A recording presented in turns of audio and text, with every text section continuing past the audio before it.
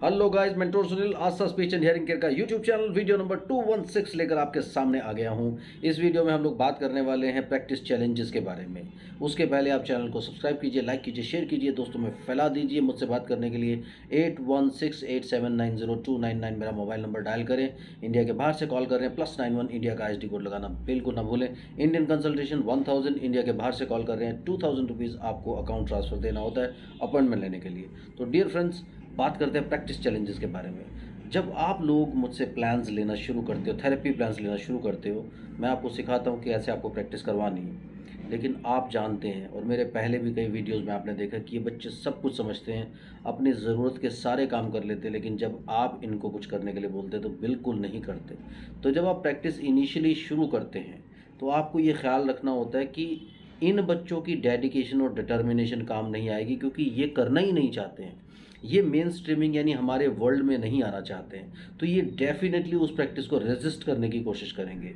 कुछ बच्चे स्टार्टिंग में 1 2 3 सेशंस में बहुत अच्छा कोऑपरेट कर देंगे, लेकिन जैसे ही इनको समझ में आता है कि हमें मेन स्ट्रीमिंग करने की कोशिश हो रही है, ये पुल आउट कर लेते हैं, यानी ये विड्रॉ करना शुरू कर देते हैं, ये रेजिस्ट करना शुरू कर देते हैं।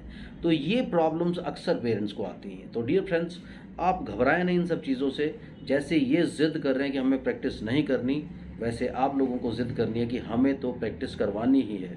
इनिशियल कुछ सेशंस में, यानी आप ये समझिए, अगर मैं आपको वीक में एक बार सेशन दे रहा हूँ, इनिशियल कुछ सेशंस में आप मान करके चलिए कि परफॉर्मेंस इनकी जज नहीं करनी हमें, परफॉर्मेंस आपकी जज करनी है कि आप कितनी डेडिकेशन और डिटर्मिनेशन से प्रैक्टिस करवा पा रहे हैं।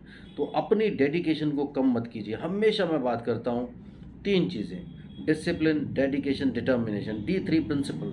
इसको आपको फॉलो करना है, यानी पूरा डिसिप्लिन से अपना टाइम ज़रूर कंप्लीट करें।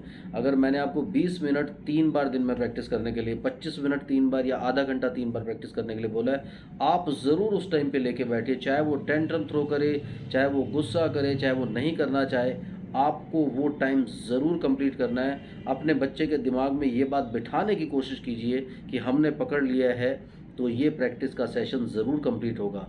ये आपके टेंट्रम थ्रो करने से, चीखने से, चिल्लाने से, ये सेशन से आप बच नहीं सकते। अगर वो चीखेगा, चिल्लाएगा और आप उसे छोड़ दोगे, तो ये मान के चलो कि वो इससे भी ज़्यादा बुरा टाइम, आपको टफ टाइम देने वाला है। इसलिए शुरू में हो सकता है 1 सेशन, 2 सेशन, 3 सेशन, 4 सेशन में वो गड़बड़ करे, लेकिन स्लोली एंड ग्रेजुअली अगर आप सरेंडर नहीं करोगे तो वो सरेंडर करना शुरू करेगा। तो ये आपको मान करके चलना पड़ेगा। ये सबसे बड़ा प्रैक्टिस चैलेंज होता है जब आप प्रैक्टिस करने की कोशिश करते हो कि आपका बच्चा रेजिस्ट करता है। सो रेजिस्टेंस फेज पहले, दूसरे, तीसरे सेशन, यानी पहले सेशन से भी आ सकता है, और कई बार बच्चे प्रैक्टिस करना शुरू करते हैं अच्छे से, लेकिन 2 3 4 सेशंस के बाद वो विड्रॉ करने लगते हैं। तो ये रेजिस्टेंस फेज़ होता है। ये रेजिस्टेंस फेज़ सब बच्चों में आता है, लेकिन वहाँ पर आपको हार नहीं माननी है।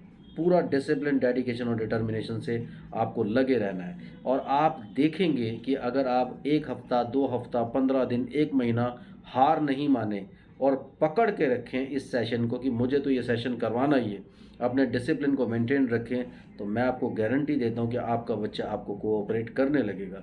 लेकिन हम क्या करते हैं, उनके टेंट्रम थ्रो करने से, नाराज़ होने से, गुस्सा होने से, चीखने से, चिल्लाने से हार मान लेते हैं। उसकी वजह से ये बच्चे प्रैक्टिस करना बंद कर देते हैं और हमें और ज़्यादा टफ टाइम देने की कोशिश करते हैं। सो आपको सरेंडर नहीं करना।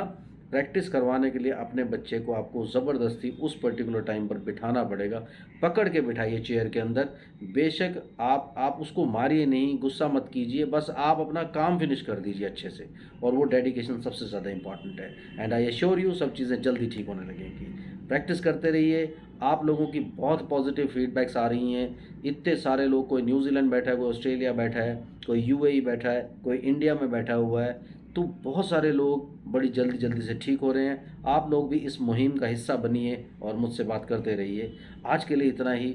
आप अगर चाहते हैं कि किसी सब्जेक्ट पर, कोई टॉपिक पर कोई वीडियो बने, तो आप ज़रूर कमेंट सेक्शन में उसको डाल दीजिए या मुझे व्हाट्सएप कीजिए, तो आपको भी आपके टॉपिक्स पर वीडियो ज़रूर मिलेंगे। Thank you very much. Bye bye.